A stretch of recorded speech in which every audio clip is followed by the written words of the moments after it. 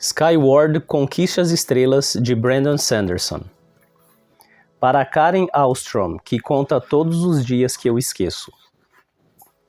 Prólogo. Só os tolos iam até a superfície. Era estúpido correr um perigo daqueles, minha mãe sempre dizia. Tinha chuva de detritos quase constante do cinturão de destroços, mas, além disso, nunca dava para saber quando os Krell atacariam. Claro que meu pai viajava até a superfície todos os dias. Ele tinha que fazer isso, já que era um piloto. Se fosse pela definição da minha mãe, eu acharia que isso fazia dele um mega tolo. Mas eu sempre considerei meu pai um mega corajoso. Fiquei muito surpresa quando, depois de anos me ouvindo implorar, um dia meu pai finalmente concordou em me levar com ele para a superfície. Eu tinha 7 anos, embora na minha cabeça já fosse completamente crescida e capaz. Corri atrás do meu pai carregando uma lanterna para iluminar a caverna cheia de destroços. Muitas rochas no túnel estavam partidas e rachadas, provavelmente por causa dos bombardeios dos Krell. O que, para quem estava lá embaixo como eu, tinha sido apenas um tremor de pratos ou um balançar de luminárias. Eu imaginava aquelas rochas partidas como os corpos destroçados dos meus inimigos, com seus ossos estilhaçados e os braços tremendo para cima, em um gesto inútil de total e completa derrota. Eu era uma garotinha bem estranha. Alcancei meu pai, que olhou para trás e depois sorriu. Ele tinha o melhor sorriso de todos, tão confiante, como se nunca se preocupasse com o que as pessoas pudessem dizer a seu respeito. Nunca se importou de ser estranho ou não se encaixar de alguma maneira. Mas claro, por que deveria se preocupar? Todo mundo gostava dele. Mesmo as pessoas que odiavam sorvete e brincavam de espadas, até o chorão do Rod McFrey, gostavam do meu pai. Ele segurou pelo braço e apontou para cima. A próxima etapa é um pouco difícil. Deixa eu levantar você. Eu consigo, respondi e me libertei de sua mão. Eu já era crescida. Tinha arrumado a minha própria mochila e deixado o Sangrador, meu ursinho de pelúcia, em casa. Ursos de pelúcia eram para criancinhas. Mesmo se você tivesse feito uma armadura de combate motorizada para o seu, com barbantes e cacos de cerâmica. Era verdade que eu tinha colocado meu caça estrelar de brinquedo na mochila. Eu não era louca? E se acabássemos presos em um ataque Krell e eles bombardeassem nossa retirada e tivéssemos que viver o resto de nossas vidas como sobreviventes em uma terra devastada, desprovidos de sociedade ou civilização? Uma garota precisava de seu caça estrelar de brinquedo só para garantir. Entreguei a minha mochila para o meu pai e olhei a fissura nas rochas. Havia alguma coisa naquele buraco. Uma luz sobrenatural o atravessava, totalmente diferente do brilho suave de nossas lanternas. A superfície, o céu. Sorri e comecei a escalar a encosta íngreme, que era parte detritos, parte formação rochosa. Minhas mãos escorregaram e eu me arranhei em uma borda afiada, mas não chorei. Filhas de pilotos não choravam.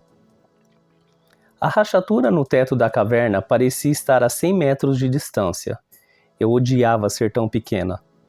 Um dia eu serei alta como meu pai. Então, pela primeira vez, eu não serei a menor criança do lugar. Daria risada de todas de tão alta que seria. E eles seriam obrigados a admitir como eu era grande. Resmunguei baixinho quando cheguei ao alto de uma rocha. O próximo apoio de mão estava fora do meu alcance. Olhei para ele e saltei determinada. Como boa garota desafiadora, eu tinha o coração de um dragão estelar. Mas também tinha o corpo de alguém de 7 anos de idade. Então ainda me faltava mais de meio metro de altura. Uma mão forte me segurou antes que eu pudesse cair longe demais. Meu pai gargalhou, segurando-me pela parte de trás do macacão que eu tinha pintado de modo a parecer seu traje de voo. Eu tinha até desenhado um broche do lado esquerdo sobre o coração, como que ele usava. O broche que indicava que ele era um piloto. Tinha um formato de um pequeno caça estrelar com linhas embaixo. Meu pai me puxou para a pedra ao lado dele, depois estendeu a mão livre para ativar sua linha de luz. O dispositivo parecia um simples bracelete de metal, mas assim que ele o ligou, batendo 2 dedos contra a palma da mão, a pulseira acendeu, mostrando uma luz brilhante de fusão. Ele tocou uma pedra acima de nós e, quando afastou a mão, deixou uma linha grossa de luz com uma corda resplandecente presa na rocha. Enrolou a outra ponta em mim, encaixando-a sobre meus braços. Soltou-a de seu bracelete. O brilho desapareceu, mas a corda luminescente continuou no lugar, prendendo-me à rocha. Eu sempre pensei que linhas de luz queimassem ao toque, mas eram só meio mornas, como um abraço. Ok, Spin, ele disse usando meu apelido. Tente de novo. Eu não preciso disso, falei, puxando a corda de segurança. Capricho de um pai medroso. Medroso? Você não tem medo de nada. Você luta contra os Skrell. Ele riu. Eu prefiro encarar 100 naves Skrell do que sua mãe no dia em que eu levar você para casa com o braço quebrado, pequenina. Não sou pequena. E se eu quebrar o braço, você pode me deixar aqui até sarar. Eu lutarei com os animais da caverna, ficarei feroz e usarei suas peles. E... Suba, ele disse, ainda sorrindo. Você pode lutar com os animais das cavernas uma outra hora, embora eu ache que os únicos que você vai encontrar têm caudas compridas e dentes salientes. Eu tinha que admitir que a linha de luz era útil. Eu conseguia puxar meu corpo com ela e me apoiar melhor. Alcançamos o final da fenda e meu pai me empurrou para fora primeiro. Eu segurei a borda de pedra e saí das cavernas, pisando na superfície pela primeira vez na vida. Era tão aberto. Fiquei boquiaberta, parada ali, olhando para o nada. Apenas para cima, sem teto, sem paredes. Eu sempre imaginava a superfície como uma caverna bem grande, mas era muito mais do que isso, e ao mesmo tempo muito menos. Uau! Meu pai saiu depois de mim e limpou a poeira de seu traje de voo. Olhei para ele, depois novamente para o céu. Ele tinha um sorriso amplo. Não está assustada? Ele perguntou. Dei um olhar fulminante. Desculpe, ele falou com uma gargalhada. Palavra errada. É só que muita gente acha o céu intimidante, expensa. É lindo, sussurrei. Encarando o vasto nada, o ar que se estendia em um infinito tom de cinza, desaparecendo até o preto. A superfície era mais clara do que eu imaginava.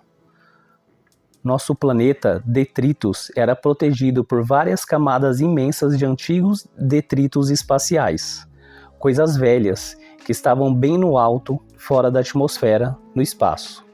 Estações espaciais destruídas, grandes escudos de metal, pedaços de metal antigo tão grandes quanto montanhas. Havia várias camadas assim, como conchas quebradas ao redor do planeta. Não tínhamos construído nada daquilo. Caímos neste planeta quando minha avó era uma garotinha e essas coisas já eram antigas. Ainda assim, algumas delas funcionavam.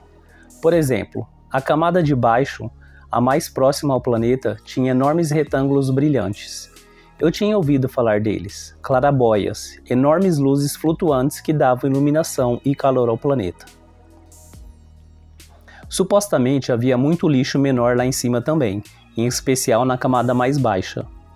Eu forcei a vista, tentando ver se conseguia enxergar alguma dessas coisas, mas o espaço estava distante demais. Além de 2 clarabóias próximas, nenhuma das quais estavam diretamente sobre nós, as únicas coisas que eu conseguia ver eram os padrões vagos na vastidão cinzenta. Pedaços de lixo mais claros e pedaços mais escuros. Os Krell vivem lá em cima? Perguntei. Depois do campo de detritos? Sim, meu pai respondeu. Eles passam voando pelas aberturas nas camadas para nos atacar. Como eles nos encontraram? Eu quis saber. É tão grande aqui em cima? O mundo parecia um lugar muito maior do que eu imaginava nas cavernas lá embaixo. De algum modo, eles conseguem sentir quando as pessoas se reúnem, meu pai explicou. Todas as vezes que a população da caverna fica grande demais, os Krell atacam e bombardeiam. Há décadas, nosso povo tinha sido parte de uma frota de naves estelares. Fomos perseguidos pelos Krell até este planeta e caímos aqui, onde tivemos que nos separar para sobreviver. Agora vivíamos em clãs, e cada um é capaz de traçar sua linhagem até as tripulações de uma daquelas espaçonaves. Minha avó me contou essas histórias muitas vezes. Já vivíamos em detritos há 70 anos, viajando de uma caverna para outra como nômades, sempre com medo de nos reunirmos. Até agora. Recentemente, começamos a construir caças estelares e fizemos uma base oculta na superfície. Estávamos dispostos a revidar. Onde fica a base mais alta? Perguntei. Você disse que sairíamos perto dela. É aquilo ali? Apontei para umas rochas. É ali, não é? Eu quero ver os caças estelares. Meu pai se inclinou, me virou 90 graus e apontou em uma direção específica. Ali. Onde? Procurei pela superfície que era basicamente composta por terra azul acinzentada e rochas, com crateras formadas pelos detritos caídos do cinturão de detroços. Não consigo ver nada aqui. Esse é o ponto, Spencer. Temos que permanecer escondidos. Mas vocês estão lutando, não é? Em algum momento eles vão descobrir de onde os combatentes estão vindo. Por que não mudam a base de lugar? Temos que mantê-la ali, sobre Igneo. É aquela grande caverna que mostrei para você semana passada. Aquela com todas as máquinas? Ele assentiu. Encontramos fábricas dentro de Igneo.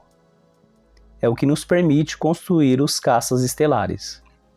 Temos que morar perto para proteger o maquinário, mas mandamos missões para qualquer lugar onde os Krell apareçam, para qualquer lugar que eles resolvam bombardear.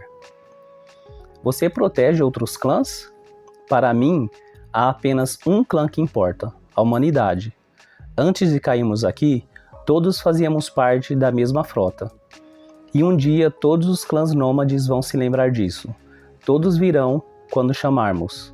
Eles se reunirão e nós formaremos uma cidade e construiremos uma civilização novamente. Os Krell não vão bombardeá-la? Perguntei, mas interrompi meu pai antes que ele pudesse responder. Não se formos fortes o bastante. Não se ficarmos e lutarmos. Ele sorriu e eu continuei. Vou ter minha própria nave, garanti. Vou voar como você. Então, ninguém do clã vai poder zombar de mim, porque serei mais forte do que todos eles. Meu pai me olhou por um instante antes de falar. É por isso que você quer ser piloto? Ninguém diz que você é pequena demais quando é piloto, respondi. Ninguém vai pensar que sou estranha, e não vou ficar encrencada por arrumar briga, já que meu trabalho será justamente arrumar briga. Não vão me xingar e todos vão me amar. Como amam você, pensei. Aquilo fez meu pai me abraçar por algum motivo estúpido, embora eu só estivesse dizendo a verdade. Mas eu o abracei também, porque pais gostavam de coisas assim. Além disso, era bom ter alguém para abraçar. Talvez eu não devesse ter deixado o sangrador para trás. Meu pai segurou a respiração e eu achei que ele pudesse estar chorando, mas não era isso. Spin, ele gritou, apontando para o céu. Olhe! Mais uma vez fiquei pasma com a vastidão. Tão grande. Meu pai estava apontando para algo específico. Forcei a vista, notando uma parte do céu cinza escuro que estava ainda mais escura que o resto. Um buraco nas camadas de detritos? Naquele momento eu estava olhando para o infinito. Eu me vi tremendo, como se 1 bilhão de meteoros tivesse caído ali perto de mim. Podia ver o espaço, com pequenos pontinhos brancos, diferentes formas de clarabóias. Elas brilhavam e pareciam mas tão distante. O que são aquelas luzes? Sussurrei. Estrelas, ele falou. Eu voo perto dos detritos, mas quase nunca consigo ver através deles. Há camadas demais. Sempre me perguntei se eu conseguiria chegar até as estrelas. Havia reverência em sua voz, um tom que eu nunca tinha ouvido nela antes. É por isso que você voa? Perguntei. Meu pai não parecia se importar com os elogios dos outros membros do clã. Estranhamente, ele parecia até ter vergonha deles. Costumávamos viver lá, entre as estrelas, ele sussurrou. É o lugar ao qual pertencemos, não aquelas cavernas. As crianças que zombam de você estão presas nessa rocha. Suas cabeças são cabeças de rocha, seus corações estão debaixo de pedra. Concentre-se em algo maior, em algo grandioso. Os detritos se moviam, e o buraco encolheu devagar, até que tudo que eu conseguia ver era uma única estrela, mais brilhante que as outras. Conquiste as estrelas, Spencer, ele falou. Eu ia ser piloto algum dia, voaria bem alto e lutaria. Eu só esperava que meu pai deixasse um creu para mim. Fixei os olhos em algo que piscava no céu. Era um pedaço distante de detrito, ardente enquanto entrava na atmosfera. Em seguida, outro caiu, e mais um. Depois, dúzias deles. Meu pai franziu o senho e pegou o rádio, uma peça de tecnologia super avançada, dada apenas aos pilotos. Então, ergueu o dispositivo quadrado até a altura da boca. Aqui é Chaser, ele disse. Estou na superfície. Vejo detritos caindo perto de Alta. Já localizamos, Chaser, uma voz de mulher respondeu pelo rádio. Os relatórios do radar estão chegando, míssil, são creu. Para qual caverna estão indo? Meu pai perguntou. Estão indo para... Chaser, eles estão indo para aí. Estão voando direto para Igneo. Que as estrelas nos ajudem. Eles localizaram a base. Meu pai abaixou o rádio. Grande ataque creu avistado, a voz da mulher falou pelo rádio. Todo mundo, isto é uma emergência. Um grupo muito grande de creu atravessou o campo de detritos. Todos os combatentes a postos estão indo para Alta. Meu pai segurou meu braço. Vou levar você de volta. Eles precisam de você, eu exclamei. Você tem que lutar. Tenho que levar você. Posso voltar sozinha. É um caminho reto pelos túneis. Meu pai olhou novamente para os detritos. Chaser, uma voz diferente falou pelo rádio. Chaser, você está aí? Mongrel? Meu pai respondeu, apertando o botão e erguendo o rádio. Estou na superfície. Você precisa colocar algum juízo em Banks and Swing. Eles estão falando que precisamos fugir. Meu pai xingou baixinho, apertando outro botão no rádio. Uma voz veio pelo aparelho. Ainda não estamos prontos para um confronto direto. Será nossa ruína. Não, outra mulher falou. Temos que ficar e lutar. Uma dúzia de vozes começou a falar ao mesmo tempo. Ironsides está certa. Meu pai falou no rádio e de forma impressionante todos ficaram quietos. Se deixarmos que bombardeiem Igneo, perdemos a aparelhagem, perdemos as fábricas, perdemos tudo. Se pretendemos um dia reconstruir uma civilização, um mundo, temos que ficar aqui. Esperei em silêncio, segurando a respiração, desejando que ele estivesse distraído demais para me mandar embora. Eu tremia de medo com a ideia de batalha, mas mesmo assim era algo que eu queria assistir. Nós lutaremos, a mulher falou. Nós lutaremos, Mongrel repetiu. Eu o conhecia de nome, embora nunca o tivesse visto pessoalmente. Ele era o companheiro de esquadrilha do meu pai. Puxa vida, essa vai ser das boas. Vou ganhar de você no céu, Chaser. Fique só vendo quantos eu vou abater. O homem parecia ansioso, talvez um pouco excitado demais, pronto para ir para a batalha. Gostei dele de cara. Meu pai pensou apenas por um instante antes de tirar seu bracelete de luz e colocá-lo nas minhas mãos. Prometa que vai direto para casa. Prometo. Não demore. Não vou demorar. Ele se ergueu o rádio. Sim, Mongrel. Vamos ver isso. Vou correndo agora mesmo para a Alta. Chaser, Cambur, desligo. Ele saiu correndo pelo chão empoeirado, na direção que apontava antes para mim. Então ele parou e se virou. Pegou seu broche e o jogou para mim. O objeto cintilou no ar, como se fosse um fragmento brilhante de uma estrela, antes que meu pai se virasse novamente e continuasse apressado para a base escondida. Claro que eu quebrei a minha promessa imediatamente. Desci pela fenda, mas fiquei escondido ali, segurando o broche do meu pai e observando até que os caças estelares deixassem alta e seguissem para o céu. Forcei a vista e finalmente encontrei as naves escuras Krell vindo na direção deles. Por fim, em um raro momento de bom senso, decidi que era melhor fazer o que meu pai havia me pedido. Usei a linha de luz para descer até a caverna, onde recuperei minha mochila e segui pelos túneis. Imaginei que, se me apressasse, conseguiria voltar ao clã a tempo de ouvir a transmissão de batalha do nosso sinal de rádio comunitária. Mas eu estava errada. A caminhada era mais comprida do que eu me lembrava e eu consegui me perder. Era lá que eu estava, andando de um lado para o outro nas cavernas, imaginando a glória da incrível batalha que acontecia acima de mim, quando meu pai, de maneira aparentemente infame, rompeu a formação e fugiu do inimigo. Sua própria esquadrilha o abateu como retaliação. Quando cheguei em casa, a batalha já tinha sido vencida. Meu pai se fora. E eu tinha sido rotulada como filha de um covarde. Fim do prólogo.